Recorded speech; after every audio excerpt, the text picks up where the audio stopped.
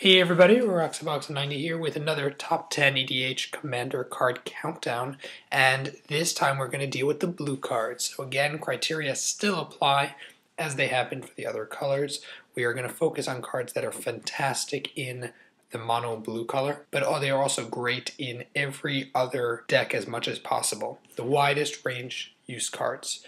And we'll start off number 10 with, surprisingly, I know some of you might think this is weird, we're going to start with Tamia. Tamia the Moonsage, I think, is probably the strongest blue planeswalker in terms of use everywhere.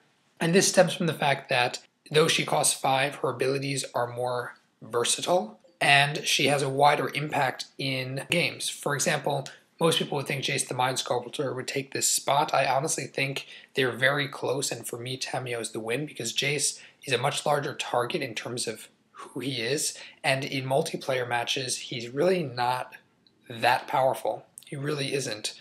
Whereas Tamio, her abilities can impact, instead of Jace bounces one creature, she can draw a card for each tapped creature the player controls. And since card draw is so big in EDH, that is honestly generally more important than the brainstorm effect.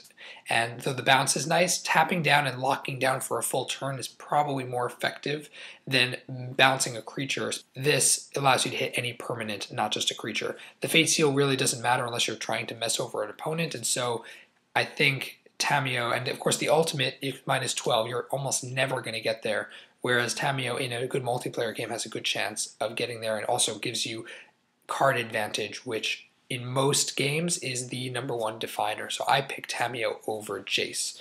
And then number 9, we're going to go to Time Warp, and Time Warp basically just gives you an extra turn. And though it can be redirected and it can be copied by other players, the fact that it's at a 5 mana cost makes it the best extra turn after Time Walk, which is banned in EDH. So Time Warp is the best time effect, I think, in the most number of decks for its cost. Number 8, we have Rite of Replication, which is probably the most effective clone because it allows you to clone a creature by putting a copy onto the field of it, but then if you have a kicker of 5 colorless, which means in multicolor decks you can do it pretty easily, you put 5 of those tokens, which literally means this card can be played early on for utility and late game to completely break the board. Most likely if this resolves as a kicker effect, it's going to make you win, whereas most other clone effects don't have that kind of power late game for the most part. The card is just so strong that even at the 2 blue cost, I think it's the most effective clone effect in the game for EDH. And then at number 7, we have Glen Alondra Archmage, and of course everyone's like, where is the counter spells? Well, Glen Alondra is long-term one of the most powerful pieces you can run in just about any deck with blue, if only because she's 3 in a blue to play her, which means that you can splash her in just about every color deck. I mean, the only deck I think that would consider maybe not running her is a 5-color deck, if only because she takes a spot in a 5-color deck. But otherwise, she's just so powerful. She's a long-term deterrent. She can be reused multiple times. That's presuming you can't even flicker her out or take off the counter, bounce her. Whatever you're doing to get off her persist counters allows you to use her over and over again. And the fact that she counters a non-creature spell, well, that's about 2/3 of all the spells in EDH. On a stick, everyone, I want to use my Cryptic Command. Oh wait, Glen Alondra. I want to use my Huge Wrath effect. Oh wait, Glen Alondra. She literally makes the game warp around her, which I think makes her the most effective counterspell on a stick creature in EDH. Number 6 is a very close tie for me. It's between Force of Will and Pact of Negation. Both of them are incredibly powerful counterspells because they are free to cast. So if you're tapped out for mana, you can still screw up someone's combo piece or do something crazy like that. For me, Force of Will takes the cup, even though it's pretty close, because you are able to do it without risking you losing the game. Of course, its drawback is you need a blue card in hand, which means for multicolor, as in 3 to 5 color decks, it's a little more awkward because you may not have the blue colors as consistently in hand, but that's really the only drawback. Otherwise, it's an effectively better pact. Since it's really expensive, Pact of Negation is a very good supplement and works kind of in the middle. Number 6 goes to Force of Will. Number 5, we have Cryptic Command and Mana Drain, also facing off against one another. I personally think Cryptic Command is the better card, and that's why I'm choosing it for number 5, but I do want to mention Mana Drain because it's important They're so close in terms of power level in EDH.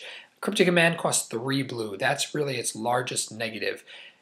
And despite this, most decks within 3 colors, 3, 2, 1 colors, should still consider running this card if you have blue, if only because it is the most versatile counterspell in the game. It gives you so many powerful abilities for EDH. You either draw a card, which is never bad. Card draw in EDH can make or break any game. Taps down all creatures of an opponent, so that gives you a fog effect and can lock them down from doing combos and other things. Bouncing any permanent on the field in EDH, hitting any type of permanent really matters, so hitting any permanent and bouncing it back, and of course a direct counterspell. The fact that you can choose any 2 of those for 4 mana makes it unbelievably versatile. Great, great card, despite the 3 blue cost. Mana Drain fights for the spot here. I honestly think it doesn't win because it's not as versatile. But for 2 mana, you counter a spell, and then you get pure value. You get X to your mana pool, where X is the casting cost of the spell, which basically jump shoots you ahead if you counter on turn 4, 5, 6. You counter the spell, you can play your most expensive, powerful card in hand the following turn. And yet, I would still choose Cryptic Command as the most wide-ranging, wide-impacting counterspell. It's also more reasonable. More people can use it. Mana Drain is incredibly expensive and hard to lay hands on. Then we have number 4, Teferi, Mage of Zafir. 3 blue again in the mana cost, but gosh, this card is game-breaking for so many decks. Just realize how powerful this card is. You can flash it at any time. It's a 5 mana card, which means chances are most decks within 3 colors can play it by turn 5 or 6, which is its costing. It's not 2 blue or 3 blue to play in the first number of turns. You play this turn 5 or 6.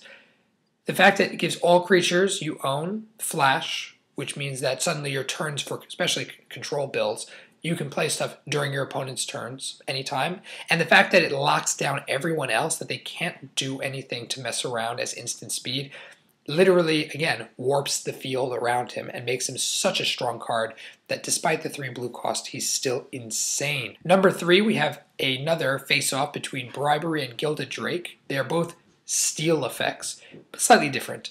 Bribery, I think, is the strongest, even over Acquire, which is the same thing but for artifacts, because it gets a creature from your opponent's deck for 5 mana, which means that in EDH, a format with constant, massive, board-shattering creatures, and I don't just mean Eldrazi, you have the Colossi, you have even just stealing a Consecrated Sphinx can make you win the game. And so Bribery is utterly insane for its mana cost. You play it, you pick just about any deck, you will get incredible value back in terms of the card you're stealing.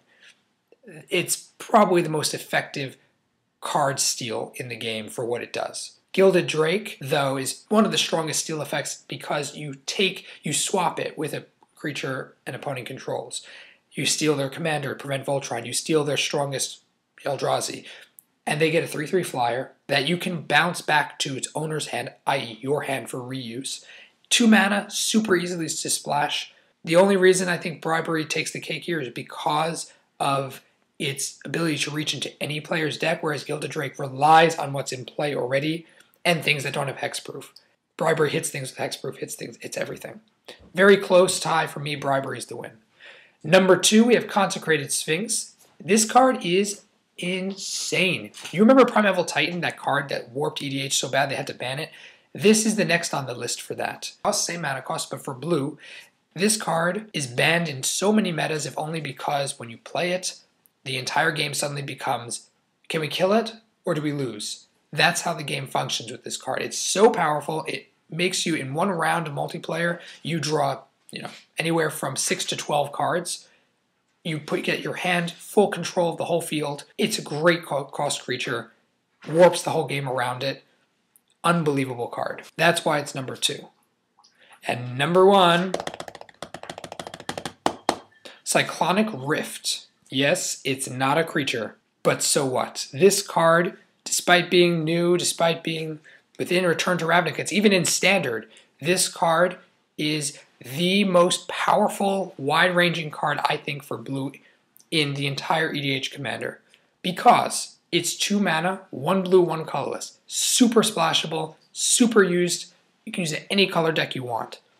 Instant speed to bounce any non-land permanent that's not yours to its owner's hand. You can use it early game, prevent Voltron, prevent any sort of shenanigans early game against any non-land permanent.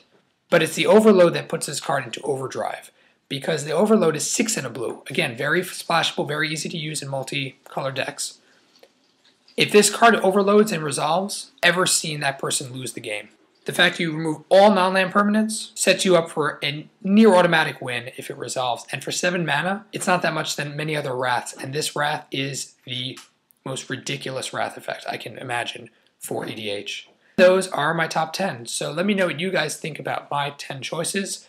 Put your thoughts down below in the comment section. Stay tuned for the colorless video. I'll be having that up soon. Let me know what you think, and as always, RoxaBox90 signing out. I'll see you guys next time.